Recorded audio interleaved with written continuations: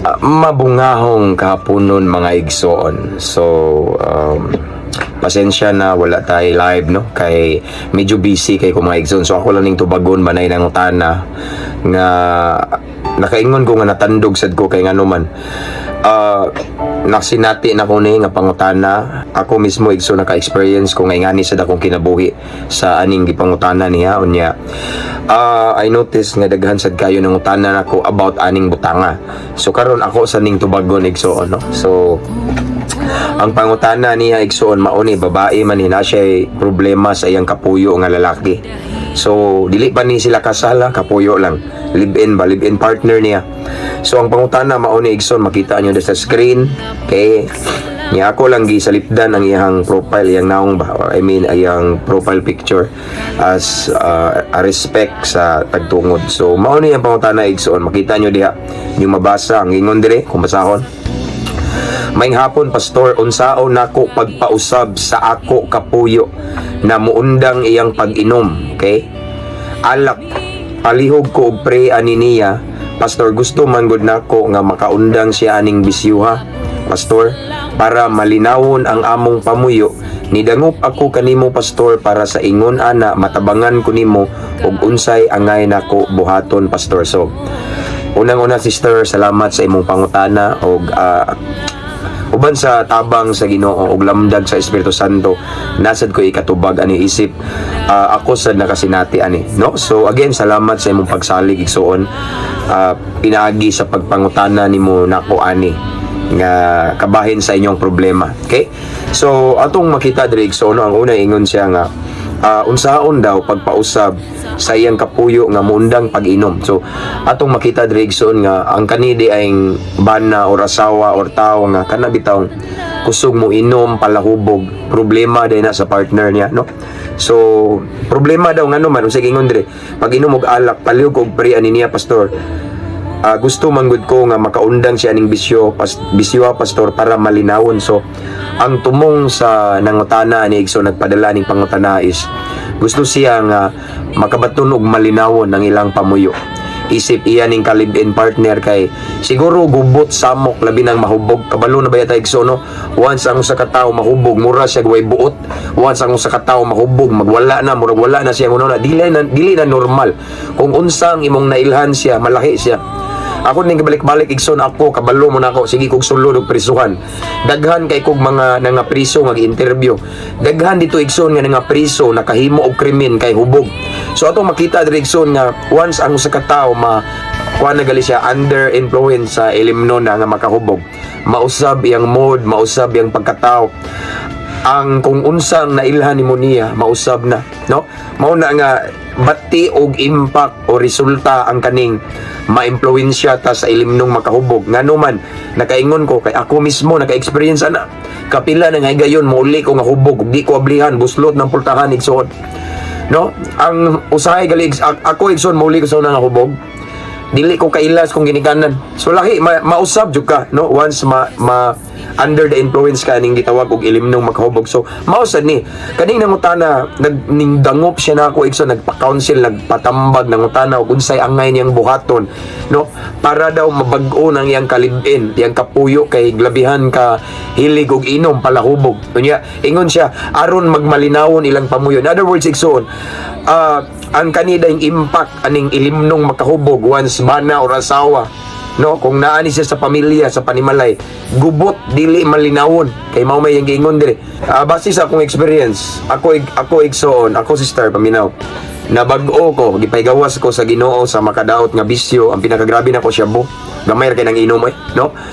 Pero tanda na apil na ng inom. Nabag-o ko tungod kay ako personally ning duol ning surrender sa Ginoo. Pero kaning imong gipangutana sister, kabalo ko nga wala mi ni duol sa Ginoo. Ikaw pang naning kamot. This time sa imong sitwasyon, sa imong senaryo nga kung ikadasig nimo sister, ampo. Ingon ang pulong sa Ginoo, di ko kalimot sa giingon ni David sa nanadiri sa Salmo 126:5, ang nagpugas nga naghilak or nagpugas og luha muani nga malipayon, no? Sa English version na sister mao ni, those who plant with tears, nagpugas nga naghilak, will reap a shout of joy, muani og kalipay. In other words mao ni sister, This time pagampo, no? Hilaki ang Ginoo, isumbong tanan sa Ginoo. Ako, sister, before ko ni surrender sa Ginoo, akong mama, grabing hinilak na ako. More than 16 years, nagsigi siya gluhod, sige ampo sa Ginoo. Ngang banggiitang adik-adik niya nga anak nga namaligyan siya nga salbahi sa barumbado mabagko. So this time nga akong ikadasig nimo based sa akong experience, ampo ayaw undang ayaw pagpakawag padlaom. Bisan nang imong nakitaan sa imong kapuyo karon nga grabe siya ka palahubog, ayaw tanawa yung sitwasyon karon, tanawa sa unahan nga luyo niya ng tanan na ipaglaom. Once musalig ka sa Ginoo, igsoon sister, musalig ka sa Ginoo, din hilaki si Lord. I believe, I know kanang imong luha dako kay nagbalyo sa Ginoo, kanang imong luha makapatandog na sa Ginoo. Labi na kung ikaw sad karon nangalagad ka sa Ginoo, ikaw sad karon naa kay hingpit nga relasyon sa Ginoo, ikaw sad karon naa kay gitawag og intimate relationship ni Lord, nga ang imong relasyon ni Lord kana bitong close jud mo ba, no? Kana bitong mingkupot jud kag maayo sa Ginoo, matinud-anon ka, may nadlukon sa Ginoo, then believe me, kanang pagampo nimo makapatandog na sa Ginoo. Labi na kung ang imong pagampo inubanan sa luha. Ang Salmo nag-ingon, ang Dios nagakolekta sa tong luha. Amen. Mao na sister nga koy kadasig mo this time, maybe gahi na nimo igiyahan padol sa Ginoo. Kay usa sa makababag-o sa atong bana, atong kalibin or kapuyo or atong kapartner, dalo na to na sa Ginoo. Pero kana kay palahubog man na murag, siguro di ko mo judge niya, pero basin gahi na madala nimo sa Ginoo, but this time ang imong buhaton kung dili na nimo madala sa tiilan sa Ginoo, kay wala may lain makapabag-o sa tong Paris ang Ginoo man. Kung dili na nimo siya madala sa tiilan sa Ginoo, ang akong ikadasig nimo, igsoon akong ikatambag nimo is, as of now, this time, iampo na. Dalha na sa Ginoo, hilaki si Lord, i-offer imong mga tears, imong mga luha sa Ginoo. Kaya ang pulong sa Ginoo nag-ingon, kinsa katong magpugas og luha, puhon-puhon mo ani og kalipay. Karon pala hubog pa na imong kapuyo, pero puhon mahimo na ng buotan, mahimo na ng alagad sa Ginoo. Puhon mao na imo ingon nimo, igsoon, love ta na manimba ta, no? Langga manimba ta ngano man, kay once si Lord na mulihok, walay gahi nga kasing-kasing nga dili mahumok. Diha ko gikan sister, no? Dili ko mabangbang nila, bisag kinsa na lang mga pastor ilang gisugo pagpaampo nako, why effect nako. Pero wala ning give up akong parents, akong labi na akong mama, kay makamataman ko kadlaw sa sahay, makadungog ko nga grabing hilak sa akong mama.